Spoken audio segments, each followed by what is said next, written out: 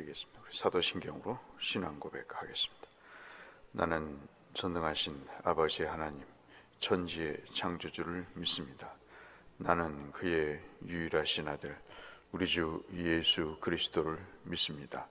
그는 성령으로 잉태되어 동정녀 마리아에게서 나시고 본디오 빌라도에게 고난을 받아 십자가에 못 박혀 죽으시고 장사된 지 사흘 만에 죽은 자 가운데서 다시 살아나셨으며 하늘에 오르시어 전능하신 아버지 하나님 우편에 앉아 계시다가 거기로부터 살아있는 자와 죽은 자를 심판하러 오십니다. 나는 성령을 믿으며 거룩한 공교회와 성도의 교제와 죄를 용서받는 것과 몸의 부활과 영생을 믿습니다. 아멘. 찬송 388장 함께 찬송하겠습니다.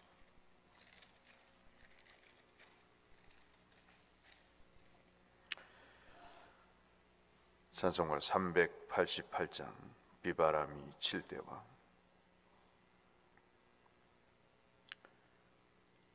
388장입니다. 비바람이 칠 때와 물결 높일 때에 사랑 많은 우리 주 나를 품어주소서.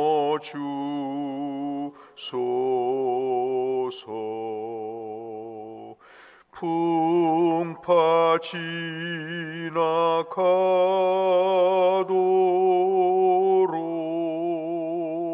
나를 숨겨주시고 안식 얻는 곳으로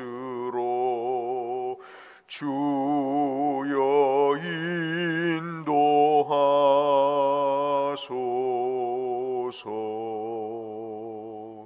나의 영혼 피할 때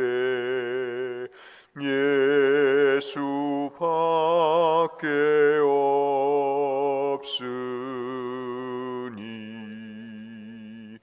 혼자 있게 마시고 위로하여 주소서.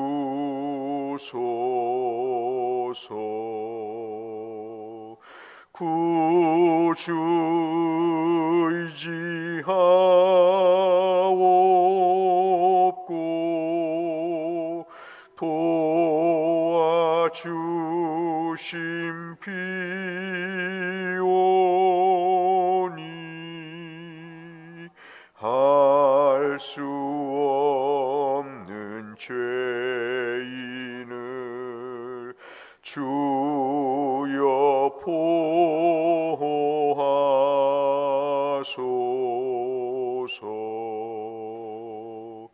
전능하신 예수께 나의 소원이 있으니 병든 자와 맹인을 고쳐 주심 빕니다.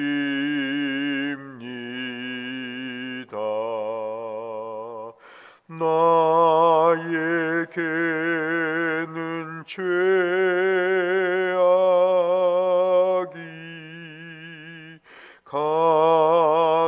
가득하게 찼으나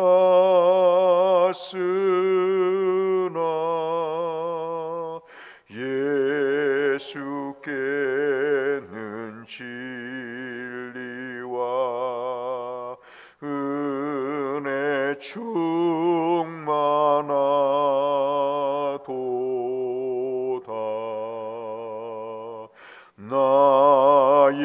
죄를 사하는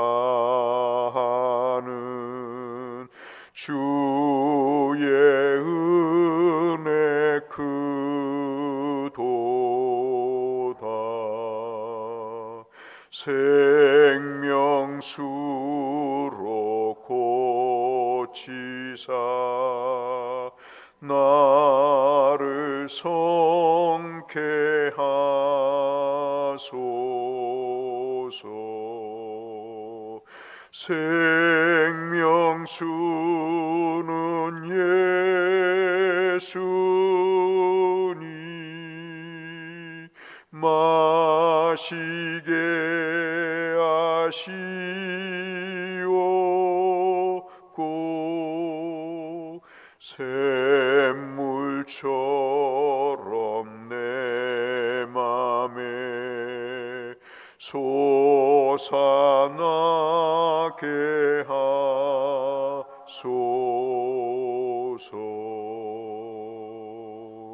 아멘.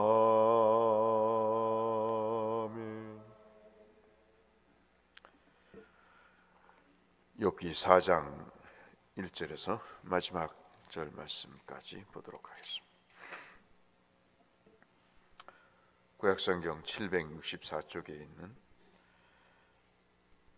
욥기 4장 1절에서 21절. 대만 사람 엘리바스가 대답하여 이르되, 교독하겠습니다.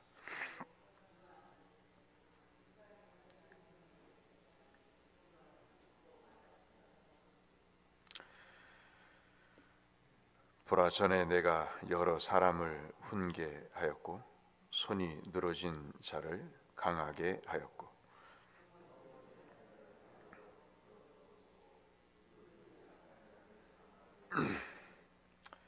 어찌 이 일이 내게 이름에 내가 힘들어하고 이 일이 내게 닥침에 내가 놀라는구나.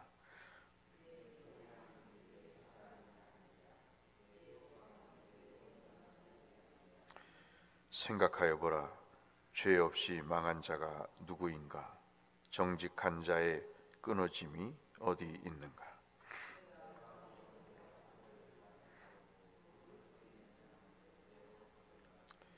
다 하나님의 일 가운데 멸망하고 그의 콧김에 사라지느니라.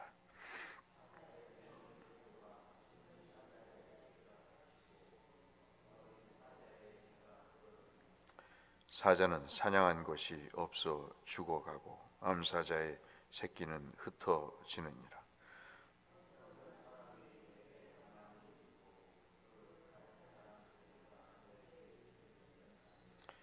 사람이 깊이 잠들 즈음 내가 그 밤에 본 환상으로 말미암아 생각이 번거로울 때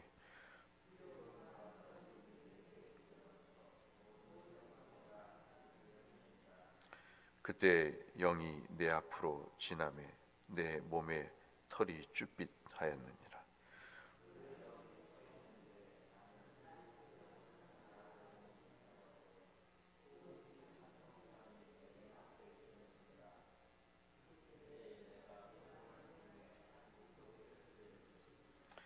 사람이 어찌 하나님보다 의롭겠느냐? 사람이 어찌 그 창조하신 이보다 깨끗하겠느냐?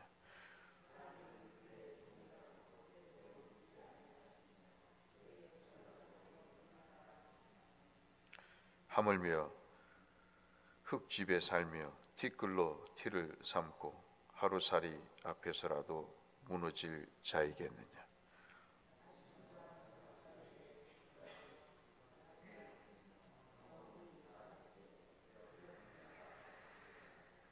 함께 하겠습니다. 장막줄이 그들에게서 뽑히지 아니하겠느냐? 그들은 지혜가 없이 죽느니라. 아멘.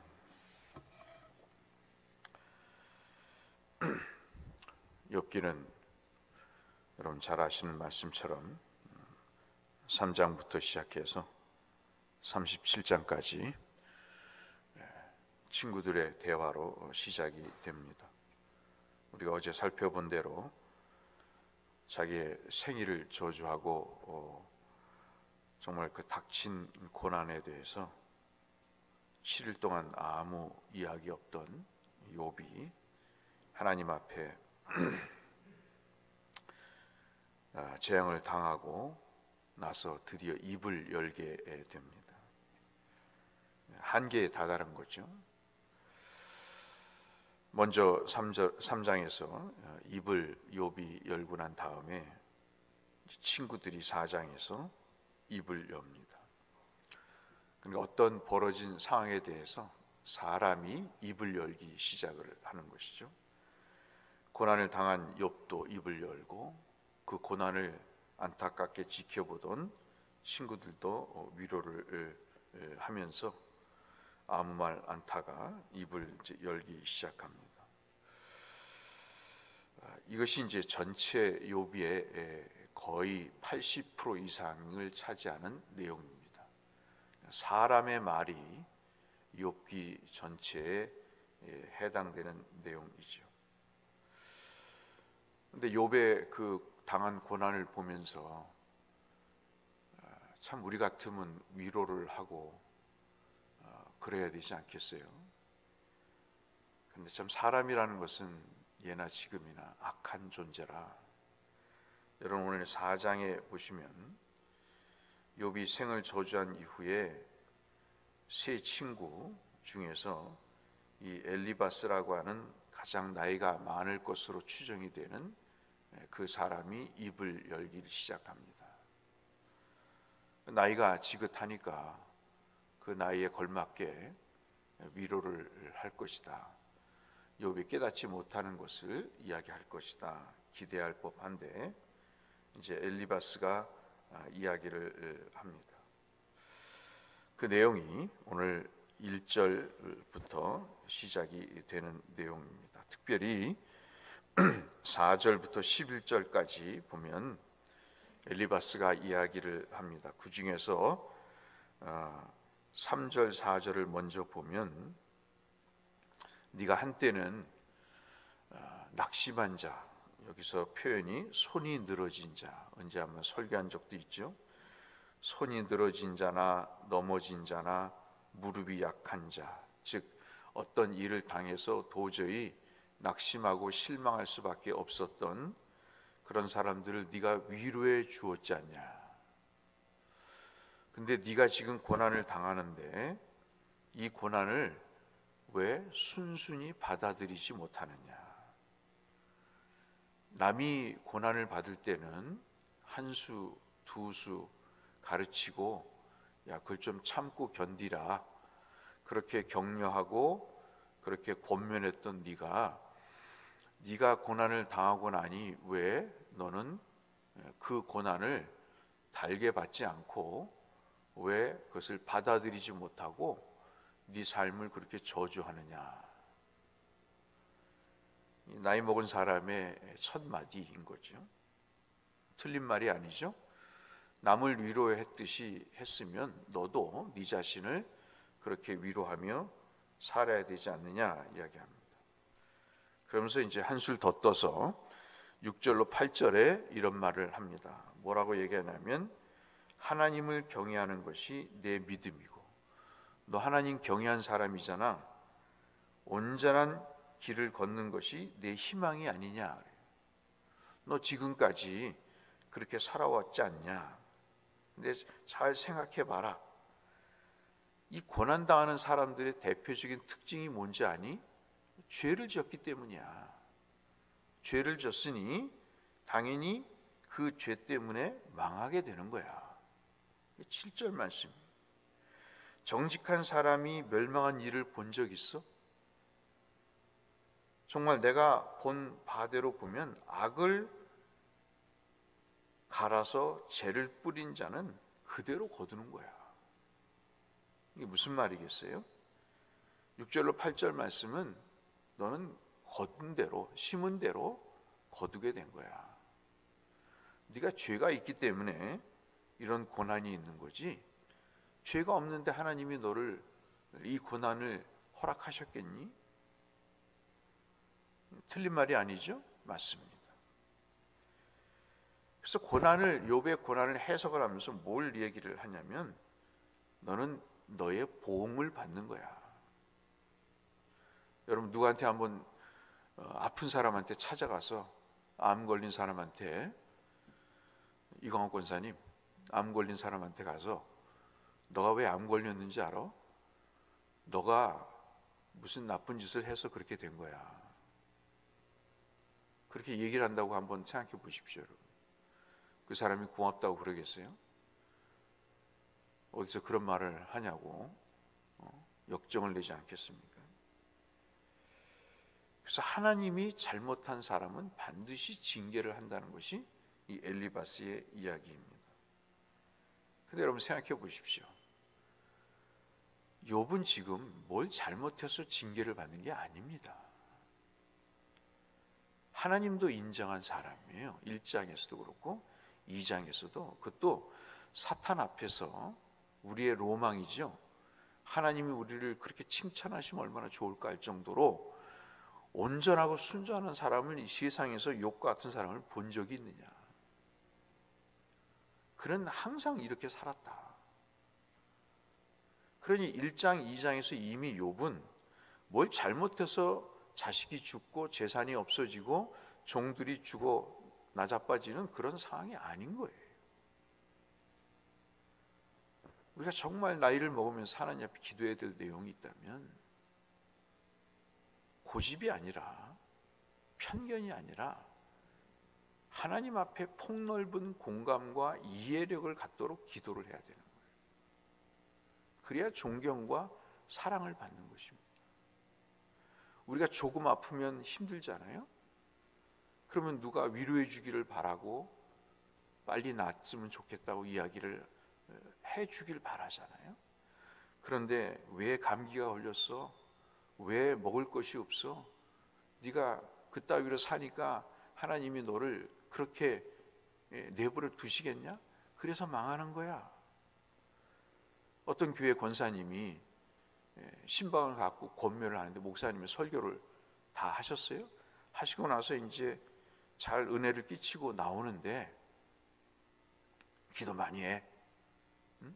기도 안 하니까 이렇게 되는 거야.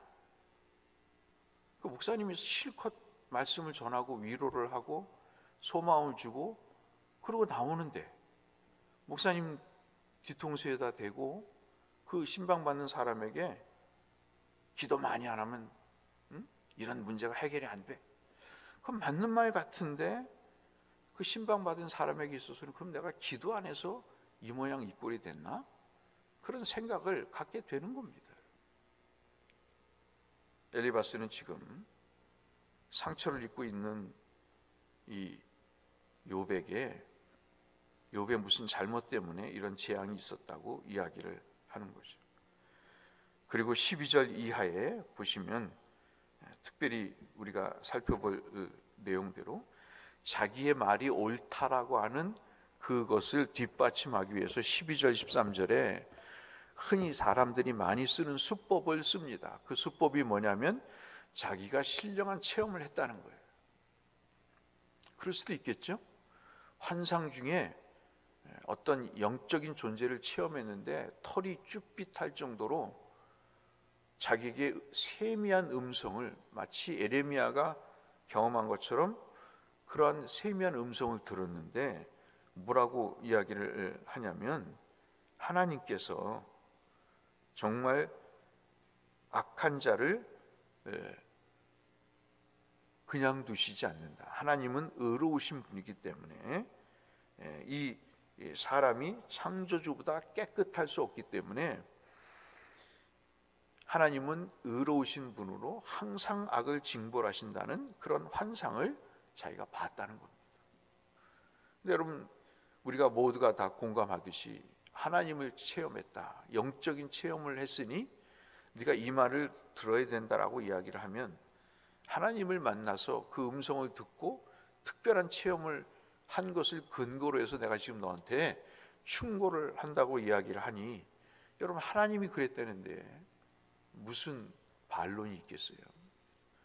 이것이 항상 예나 지금이나 똑같은 패턴입니다.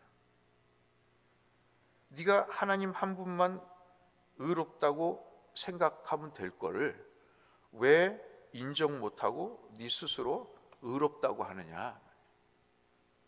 내가 하나님 음성 들었는데 그건 네가 잘못된 거야. 너는 의로울 수가 없어. 그러는 겁니다.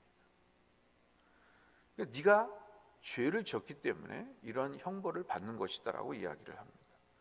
그럼 여러분, 죄가 두 가지가 있잖아요. 아담부터 내려오는 원죄가 있고 그 다음에 자범죄가 있지 않습니까? 스스로 짓는 죄가 있습니다. 그러면 여러분 한번 생각해 보십시오. 엘리바스도 죄를 짓잖아요. 그렇게 충고를 주는 엘리바스도 죄가 있다고요.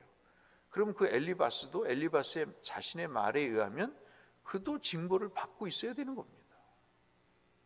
그런데 자기는 죄가 없는 것처럼 욥이 죄가 있어서 이러한 고난이 있다고 충고를 하고 있는 것이죠.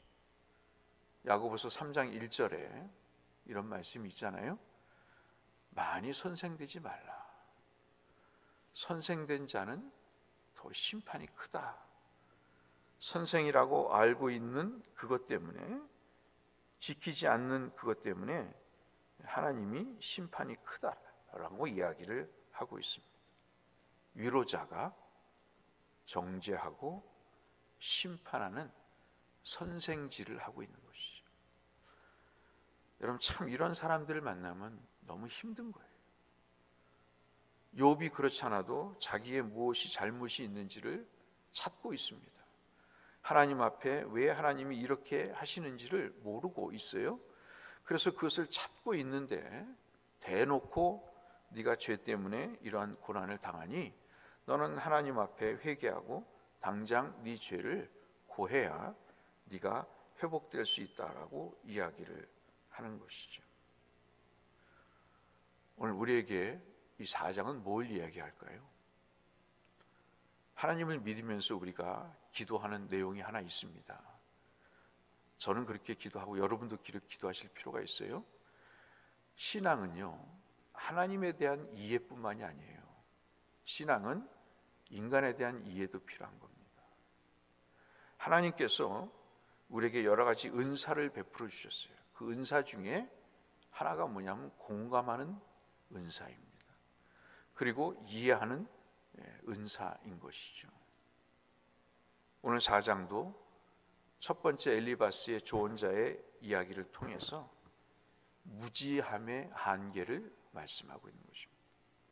욥도 몰라요? 고난의 의미를, 원인을 모릅니다.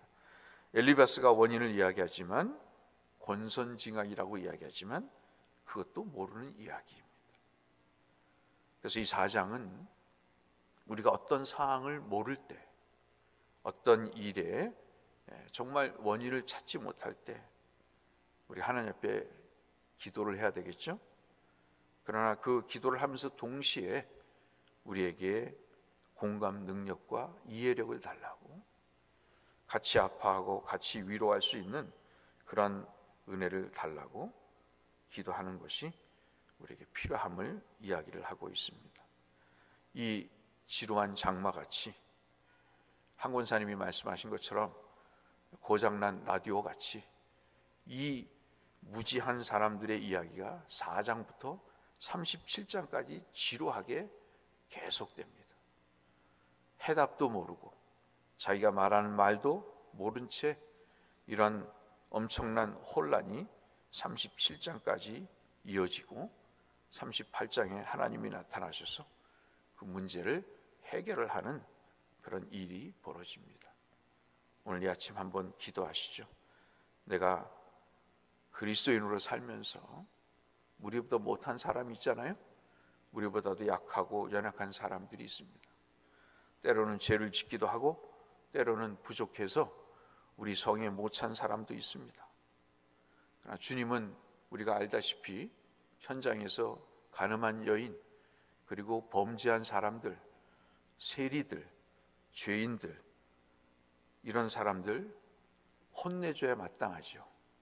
그러나 주님은 한 번도 그들이 이 잘못을 했으니 너는 이런 벌을 받아야 된다고 이야기하신 적이 없습니다. 그들을 고쳐주시고 위로하시고 그리고 상대에 주신 하나님의 그 성품이 우리에게도, 저에게도, 우리 모두에게도 필요한 것이 아닌가 하는 생각들을 이 참 딱한 엘리바스의 충고를 보면서 우리가 그렇게 느끼게 되는 것이죠. 좀 넉넉하게, 좀 이해력을 가지고 공감 능력을 가지고 살아갈 수 있도록 함께 기도하시는 저와 여러분이 되시기를 주의 이름으로 축원합니다. 거룩하신 아버지 하나님, 엘리바스의 말을 들었습니다. 위로자가 갑자기 정죄하고 심판하는 선생으로 바뀌는 이런 광경을 봤습니다. 참 이도 알지 못하면서 아는 것처럼 이야기하는 모습이 딱하기 그지없습니다. 친구를 위로하는 것이 아니라 오히려 더 소금을 뿌리는 참으로 안타까운 일들이 있는 것을 통해 또 한 번 사람이 얼마나 무지한가를 드러내 보이고 있습니다. 이 하루를 살면서 남의 아픔을 같이 아파하고 남의 어려움을 함께 이해할 수 있는 그러한 은혜를 우리에게 베풀어 주시옵소서. 예수님 이름으로 기도 올리옵나이다. 아멘. 하늘에 계신 우리 아버지, 아버지의 이름을 거룩하게 하시며 아버지의 나라가 오게 하시며 아버지의 뜻이 하늘에서와 같이 땅에서도 이루어지게 하소서. 오늘 우리에게 일용할 양식을 주시고 우리가 우리에게 잘못한 사람을 용서하여 준 것 같이 우리 죄를 용서하여 주시고 우리를 시험에 빠지지 않게 하시고 악에서 구하소서. 나라와 권능과 영광이 영원히 아버지의 것입니다. 아멘. 연약한 환우들을 위해서, 병석에서 치료받고 있는 고령의 성도들을 위해서, 경제적으로 어려움이 있는 성도들을 위해서, 우리의 기도가 필요한 자들을 위해서 함께 기도하며 주 앞에 나가겠습니다. 기도하겠습니다. 아버지 하나님 감사합니다. 오늘도 우리에게 생명을 주시고 은혜를 베풀어 주시니 감사합니다. 하나님 아버지, 불쌍히 여기시고 하나님의 긍휼과 자비를 도하시고 하나님, 우리의 어려운 형편과 처지에 하나님의 자비로우신 손이 함께 하셔서 주님 어루만져 주시고 그 연약함을 고쳐주셔서 강건하게 하여 주시옵시고 하나님, 어찌할 바를 모르는 상황 속에 지혜라 명철을 주셔서 그 길을 알아갈 수 있도록 주께서 은혜를 더하여 주시옵소서.